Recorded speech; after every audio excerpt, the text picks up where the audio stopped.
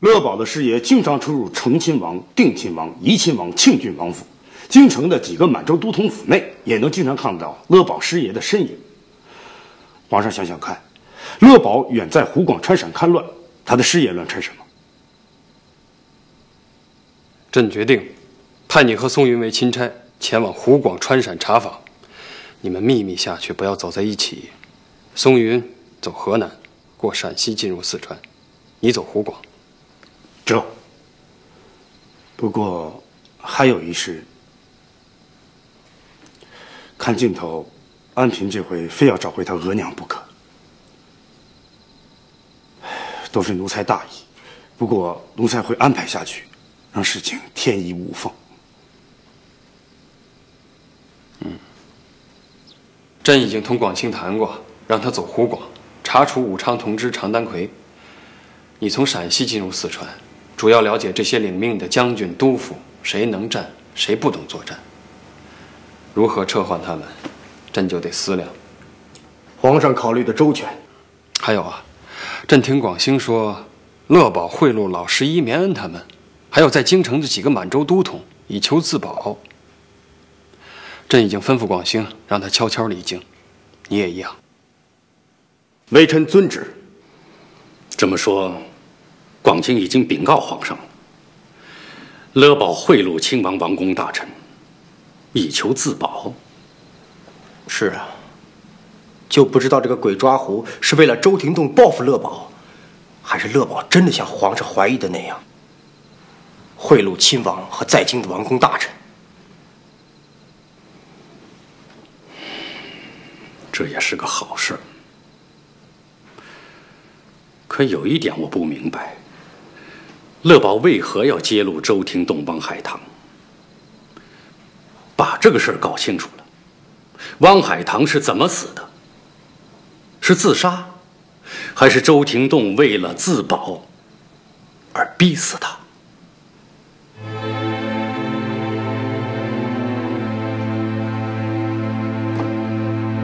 为了整治乐宝，我对皇上撒了谎。欺君是要掉脑袋的，我知道。其实这也是一赌。赌？你别怕，乐宝的师爷既然能送给成亲王张轩的仕女图，为什么不能送给怡亲王银票，送给庆郡王玉器，送给都统银子？可是大人，这只是猜想，咱们拿不出证据啊。所以你一定要查到贿赂的蛛丝马迹，我的人头是否能够保住，就看你的了。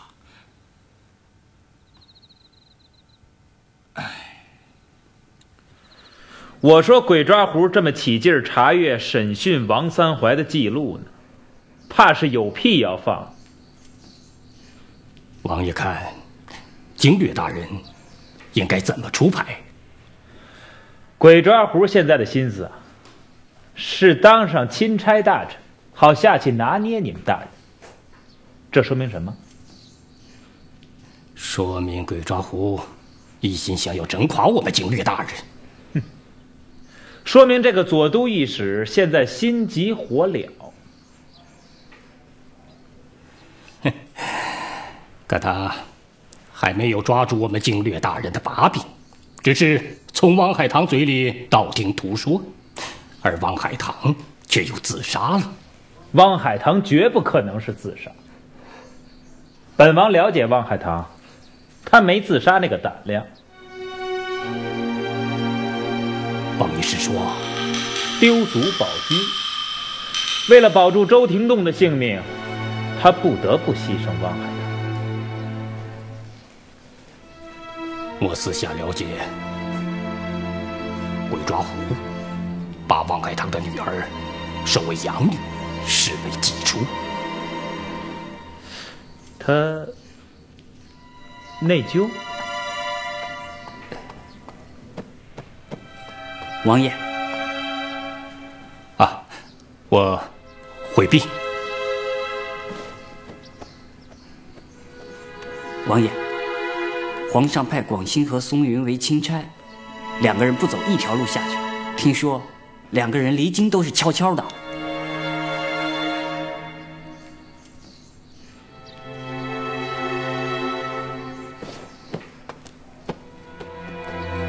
啊，王爷，皇上可真让鬼抓狐当戡乱钦差了啊！那他不是有机会陷害我们经略大人了？着什么急呀？本王不是早就告诉过你吗？看他出什么牌，你也出什么牌。其实我倒觉得，你们大人的机会来了。机会？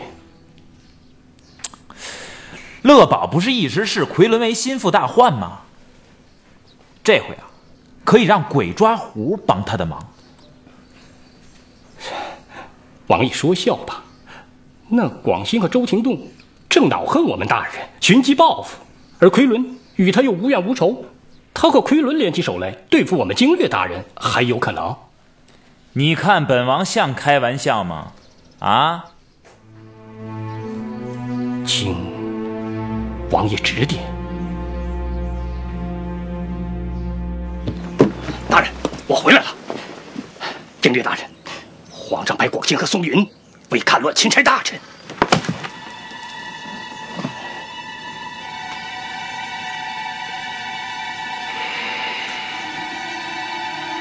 来者不善，善者不来呀。王爷说，大人其实可以利用鬼抓狐，清除异己。小金库一事没有整治这周廷栋，反而在朝中树立一个政敌。广兴与周廷栋勾连大，岂能为我所用？王爷说，利用王海棠就可以逼广兴就范。王海棠不是死了吗？正是因为王海棠死了，才好用他来摆弄鬼抓狐。王海棠不是畏罪自杀？程房爷分析说，王海棠不是个敢自杀的那号人，并已经暗中派人查证，好协助大人护住鬼抓狐。程王爷自己也有所求吧？他想要了鬼抓狐的命。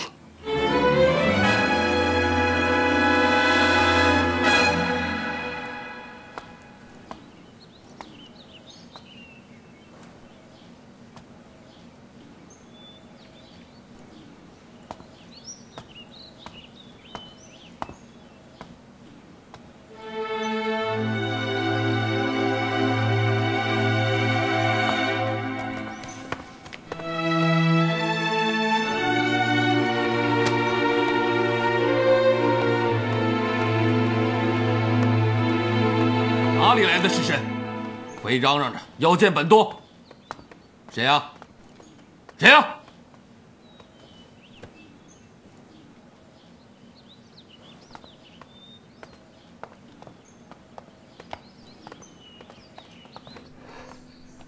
大人，请。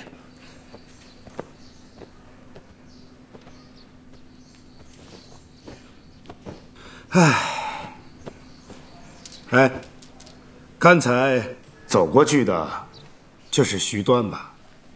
对，他到了我这里，请左都御史放心。你这儿景致不错啊！圣驾铸币的行在，景色也不过如此啊！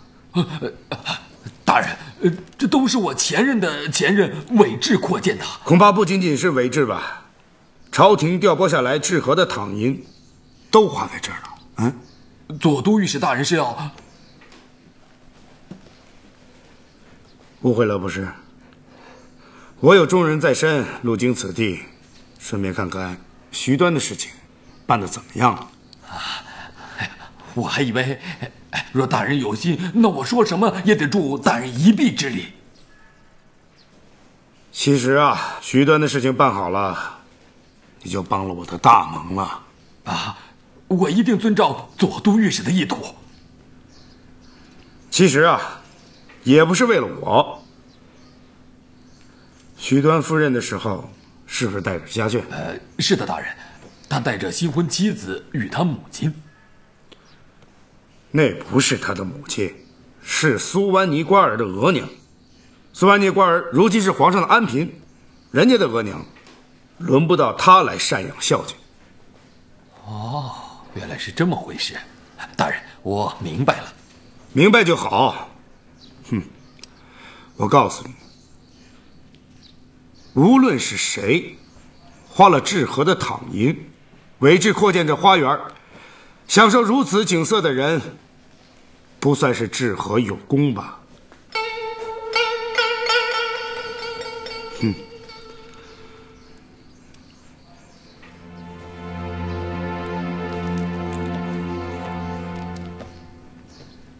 你呀，赶快逼许端把老太太送到京城去，但是别让她和苏万尼瓜尔接触。还有，你就不应该把她留在你的衙门里，找个偏僻的地方把她安置了。你我同吃皇上的俸禄，得让皇上放心呢。小的明白，小的明白，请左都御史大人放心。是皇上放心，大人你心里也踏实。大人，王海棠自杀果然另有玄机。这是陈王爷的信。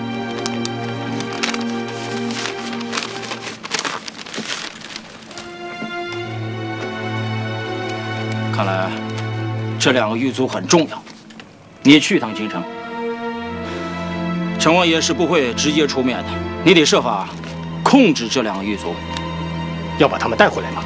到了京城，跟陈王爷商量商量，听听他的意思啊。是，大人。总督大人，哎呦，总督大人你好，你好，请坐，请坐，请坐，请坐。总督大人有什么事儿啊？是湘匪姚之父齐王氏，还是徐天禄留下的青号余孽？都不是，跟逆贼没关系。南河总督捎来口信儿，说皇上派广兴微服下来查看剿匪。经略大人总该听说此事吧？不知道啊。看来皇上对我们还是不放心啊，拿我们另眼看待。四个王爷擅权解决了，现在可以腾出手来审查咱们了。毕竟我们当中许多人当初受和珅举荐。可皇上说过，和珅的案子不株连啊。那是因为朱世勋建议皇上稳定局面。太上皇刚刚驾崩，朝廷需要稳定内外局势。那现在呢？若是朱世军为钦差下来还好，可偏偏下来的是鬼抓狐。瘟神来了，看来是来者不善呐。那我们就得要想个办法，只能丢卒保车了。前清门听政时，朝议戡乱，王杰就当着众臣的面提到武昌同知常丹魁，鬼抓狐也没少拿常丹魁在皇上面前说事儿。可这常丹魁知道不少事儿啊。是啊，是啊。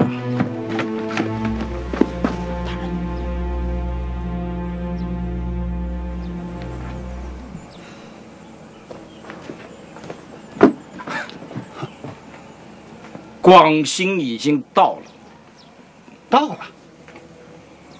被姚之父请到府上去了。什么？他落入湘匪手里？经略大人，这是在我的地盘，皇上派的钦差落入湘匪手里，我怎么向皇上交代呀？我坐。总督大人呐，这未必是件坏事。大人，客人到，请。是。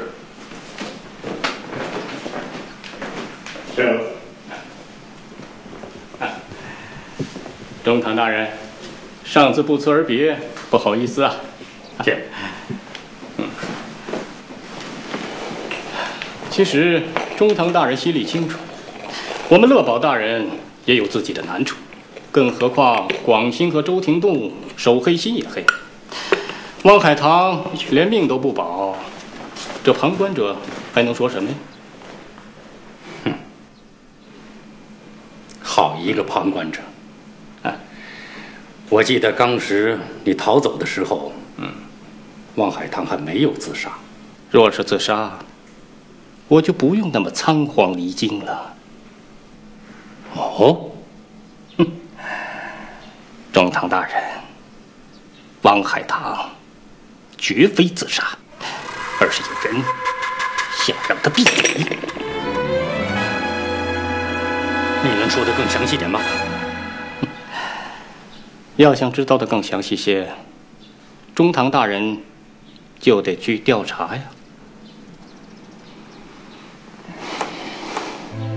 凡事都会留下蛛丝马迹，中堂大人不妨从当差的狱卒入手，看看汪海棠到底是如何自杀的。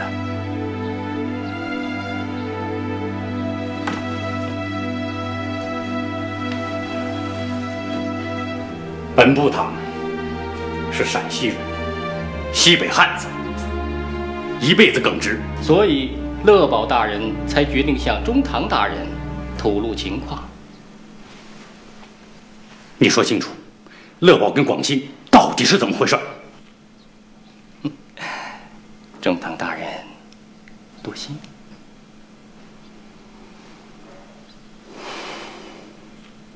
本部堂耿直，但不傻。送客。请吧。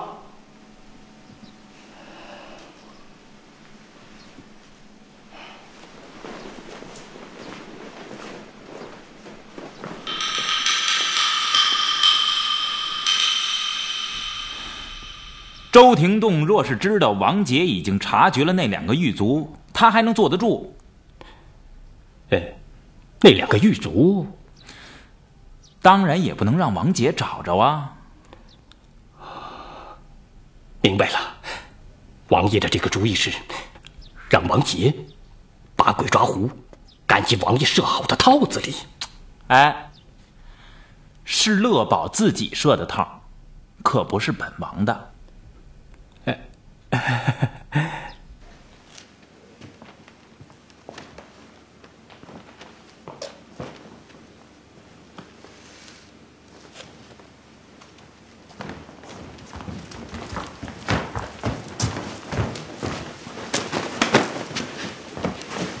微臣叩见皇上。起来吧。谢皇上。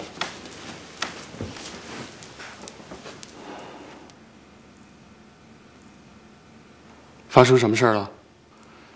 皇上，乐宝送来急报，湘匪姚之富抓了一个京城去的商人。乐宝疑惑，此人可能就是朝廷派下去的钦差，急报军机处查证。另外，松云将军已从陕西到了四川，他安然无恙。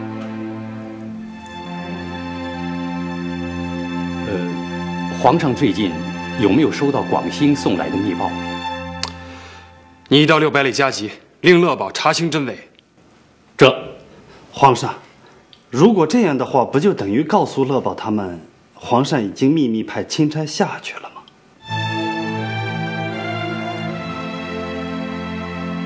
要是广兴真落入湘匪姚之富手里呢？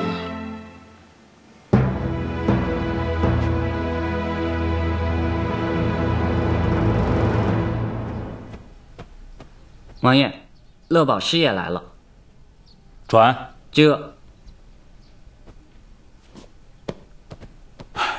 王爷，有好消息，鬼抓狐落入到湘匪贼首姚之富的手里。什么？说清楚点。湘匪贼首姚之富从一家客栈攞走了鬼抓狐。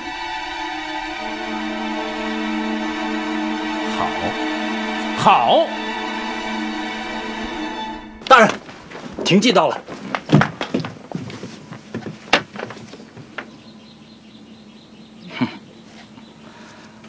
皇上要我们核实，落入湘匪姚之富手里的人是不是钦差大人广兴？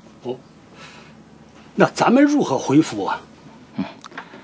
用不着核实，缓些时候上报，让朝廷也急一急。乐宝有消息了吗？皇上，尚未接到乐宝的来报。这个乐宝怎么搞的？广兴已经有10多天没来密折了，朕担心他凶多吉少。微臣再去拟旨催促乐宝，令他3天内回禀上来。臣遵旨。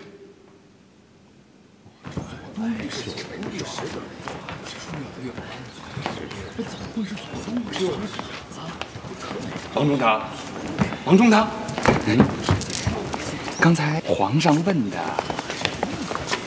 看来左都御史已落入襄阳匪首姚知府和齐王氏手中了。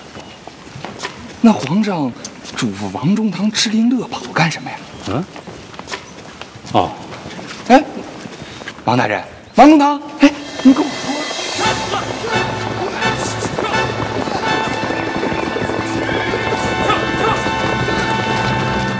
4个王爷恨死鬼抓虎了。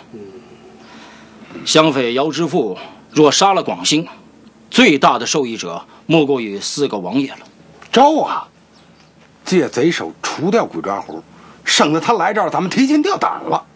皇上密派钦差下来，本来就不待见咱们呀，落入贼手，活该。错，正因为如此，断不能不自重。想想看，看乱都5个多年头了，钦差下来都丢了性命，皇上又该责怪我们剿匪不力了。岂止是责怪啊，恐怕圣上震怒啊！军令大人，停骑到。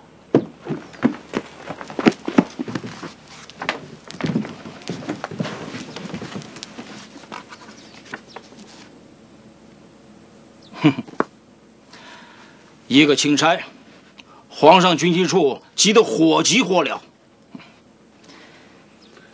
我还想让鬼抓虎活着，替我们办事。听经烈的口气是，我们3人联名上奏，先告诉皇上，被掳走的就是左都御史。我们可不知道他就是钦差大人。4个王爷的要求断不能满足。皇上，乐宝已经弄清，被襄匪姚知府齐王氏抓获的人正是钦差广兴。乐宝还说他正在设法营救，请皇上放心。没想到广兴这么窝囊。皇上，奴才刚刚办差回宫来，徐端派人把安平的额娘送回京城，我们半道上碰见了。说说路途上的情况。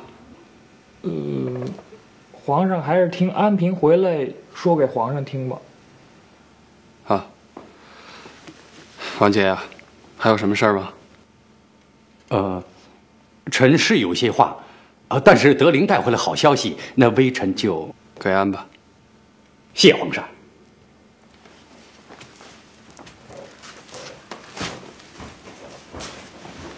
快讲。皇上是想天下之富贵，盛貌轩仪，龙颜风姿。如今瓜儿已经进宫侍奉皇上，何不右善宽厚于徐端，让他和纳兰过上平安日子？老夫人这话里有话呀。徐端怎么了？朕没有让任何人为难他。徐端在南河总督府事情做得好好的。前几日来了个钦差路过此地，徐端的日子就惨了。钦差硬逼着南河总督把徐端发配到荒野山皮。民妇想，钦差不就是皇上派来的吗？这个广兴就爱自作主张。朕会妥善安排徐端的，这个你放心。民妇替徐端谢皇上蒙恩。朕也有个请求，这些事儿不要让瓜儿知道。我一定不会告诉瓜儿。安嫔，瓜儿以为徐端背叛了他们的婚约，娶了纳兰。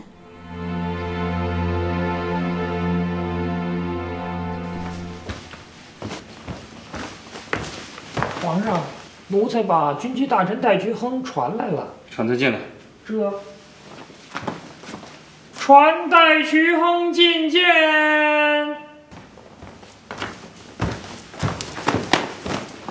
微臣戴菊亨叩见皇上。起来吧。谢皇上。你个叔父是河都？是的，皇上，他叫戴君元。在江南河道。他在河东河道，皇上。哦。朕啊，有一事相托。徐端你熟悉吧？见过2次，算不上熟悉。你很诚实，朕就喜欢你这种坦诚，而且你办事谨慎，这件事交给你，朕最放心了。你啊，联系你的叔父，把徐端安排在他那里。若徐端真有能力，就给他擢升的机会。你什么事儿都要和朱时军商量吗？这件事儿，你知朕知，明白吗？微臣明白。大难不死，必有祸福。来，诸位，为钦差大人的平安脱身，干杯！来，干杯！干杯！钦差大人，钦差大人，您看，大伙儿为你接风洗尘，您是不是喝一点啊？钦差大人，你怎么着也得意思一下。是啊。堂堂的大清钦差，竟然落入贼寇的手里，奇耻大辱，还有什么好庆贺的？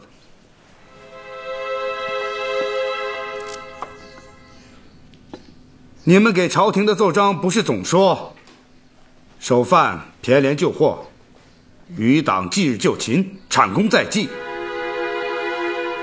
可是朝廷派下来的钦差，马上就被贼首姚之富挟持。哼！回头皇上再看到你们的奏章，他会怎么想？也许此时此刻，皇上正与内阁大学士、军机大臣们商议。单凭这一点，御史们就有文章可做。我都替你们着急，你们还有闲情逸致，大吃大喝，真是可悲可叹。钦差大人，这可是专门为您接风洗尘，平时我们忙于军务，根本没工夫消遣这个。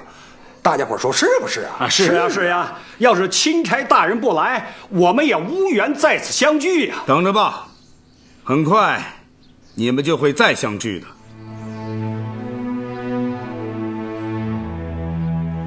松云，皇上派松云过陕西入四川，然后在这里拜见诸位大人。马拉特松云的名字你们不会不知道吧？这个蒙古彪悍，刚能不克，哪次做钦差不带回几个人头给皇上做礼物的？在朝宴游直狱，惩奸弹劾，贪墨同僚，手下是绝不留情。如果此情此景让松云给看到，你们想，这个蒙古彪悍他会做出什么样的反应？松云也从陕西境内过，怎么你老兄也着急了？松云对皇上讲，你老兄的戡乱之策是：贼至必让，贼走你来。本总督战略不同，并非怯懦退让，是吗？皇上为何派2位钦差秘密查访？这就是本钦差的为难之处。我不知道该如何向皇上禀报你们的是非功过。暴风雨有来就有去，重要的是你们如何应付这场风暴。钦差大人，我脑子笨，还请指点。指点用得着吗？皇上虽然器重本钦差，可是比起诸位大人来，我只是初出茅庐而已。经略大人就教会了我不少东西，对吧，乐宝大人？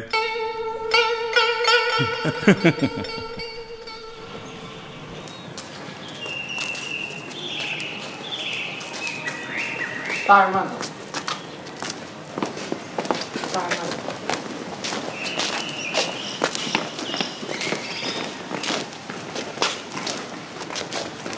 王兴说破了嘴，不外乎是要孤立经略大臣。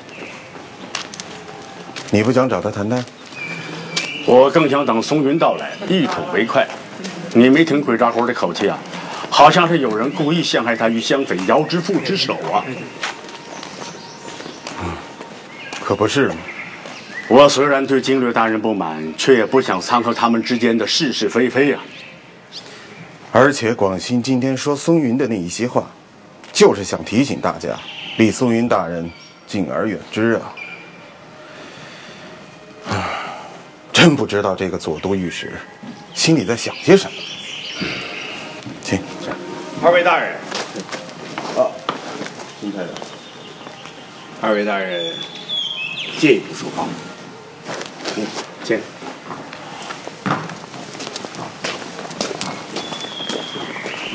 刚才鬼抓狐那些话，两位钦差中似乎只有他愿意为我们担待。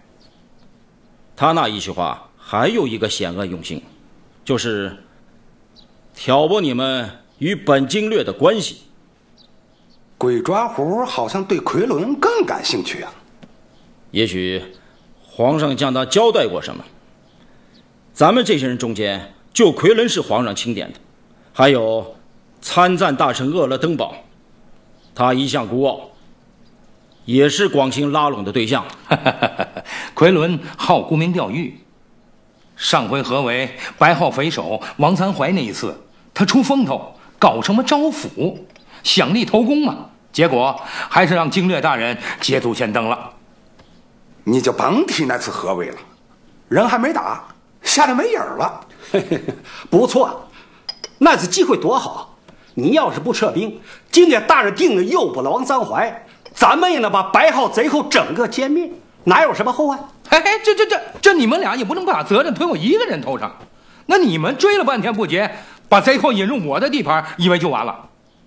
要我百姓说你们是迎宋国呢，就真是我你胡说八道就撤！哎，好了，本经略与你们绑在一根绳子上了。过去与贼寇周旋，现在多了个鬼抓狐，节骨眼上，我们之间可不能出现嫌隙呀，让鬼抓狐钻了空子。唉，真是疑人不用，用人不疑呀！皇上为何密派2位钦差查看剿匪呢？西云初起，日沉阁，山雨欲来风满楼啊！唉，乐宝是不是活腻歪了？王爷这是……哎，这乐宝诚心捉弄我们是不是？不是说好了逼着贼首姚之富把广兴给杀了吗？啊，怎么反倒把他给营救了？你把这事儿给我说个牙白口清。嗨，王爷有所不知啊，那天啊，我们经略大人派景安去用俘虏交换广兴，实心是想逼着姚之富出手砍了广兴的头，可没成想啊，那王聪儿被鬼抓狐给说动了心，硬是让姚之富他放了广兴。真的假的？我告诉你啊，乐宝要是诓我，没他什么好果子。嗨，哪能呢？那鬼抓狐可是想要了我们经略大人的命啊！行了，我还不知道你们经略大人作何打算。回去帮我给他提个醒，别让鬼抓狐反把他玩喽。王爷放心，我们经略大人肯定会配合王爷的。2位钦差均为皇上密派，贼首如何知道钦差行程的？是，这正是朕困惑的。皇上，王中堂有要事禀奏。传进来。这。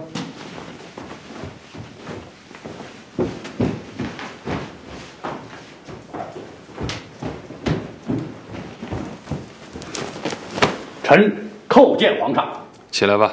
这。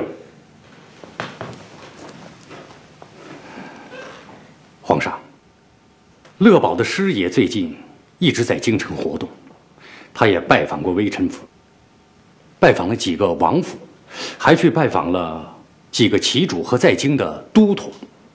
乐宝的师爷。乐宝师爷拜访微臣府，提到了汪海棠自杀一事。怎么又是汪海棠？皇上，汪海棠从案发到他自杀，乐宝的师爷一直在京城。他向微臣提起，汪海棠不是自杀，是受人胁迫。他还提到过有2个目击狱卒，可是微臣一直没找到这2个人。上次查督察院的时候，也就是这个乐宝师爷向王中堂提供的消息。皇上，微臣觉得广兴、乐宝和周廷栋之间蹊跷甚多。那么，他不是出入几个王府吗？朕的意思是，派人盯住这个师爷的行踪，看看他后面要做什么。这。皇上，军机大臣戴渠亨送广兴的密折来了。快传，快传！臣戴渠亨叩见皇上。免了，免了，免了。密折呢？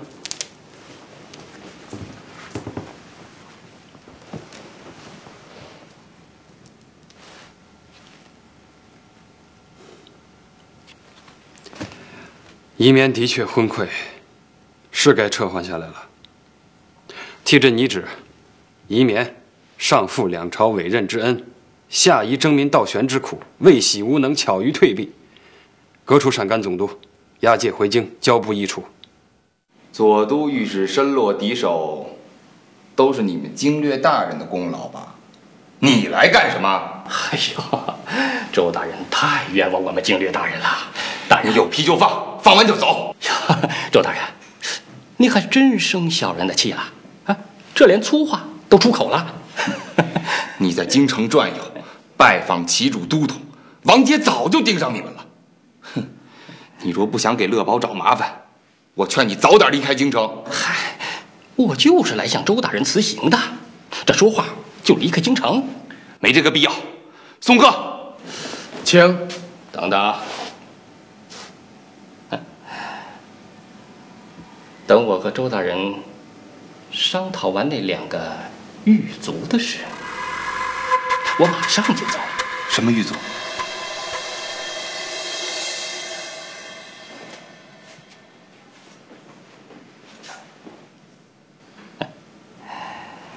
就是汪海棠自杀那天晚上受职的2个狱卒啊。当然了，他们说啊，这汪海棠根本就没有胆量自杀。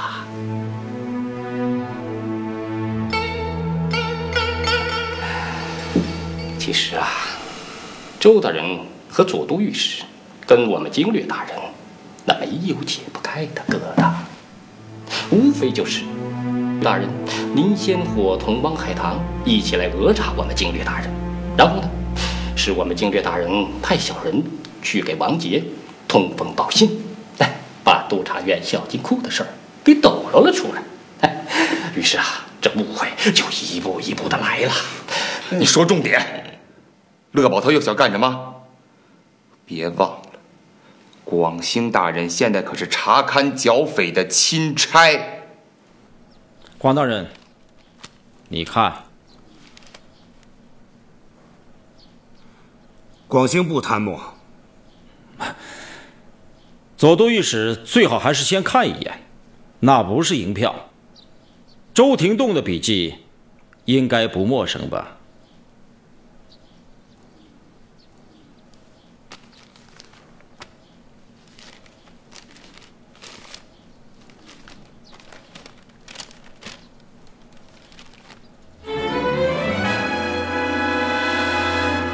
周周廷栋的信怎么会在你手里？哈哈，广大人呐，那2个狱卒可是在我的掌控之中，退一步，海阔天空。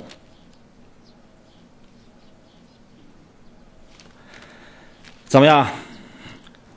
开个条件吧。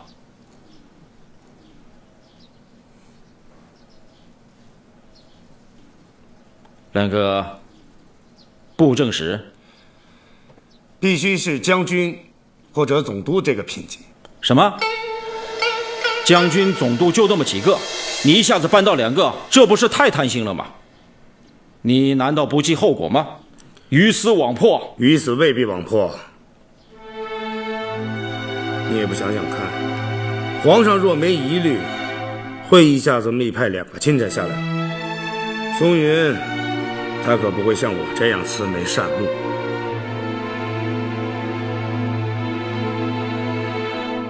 听鬼招狐的口气，非得揪出一个总督向皇上交差呀！把你们招到这儿来，就是商量这个事情，所以没叫奎伦、鄂勒登堡，他们跟咱们不是一条心。经略有何高见呐？我们听经略的。那好，趁宋云到来之前，配合鬼招狐，揪出一个总督。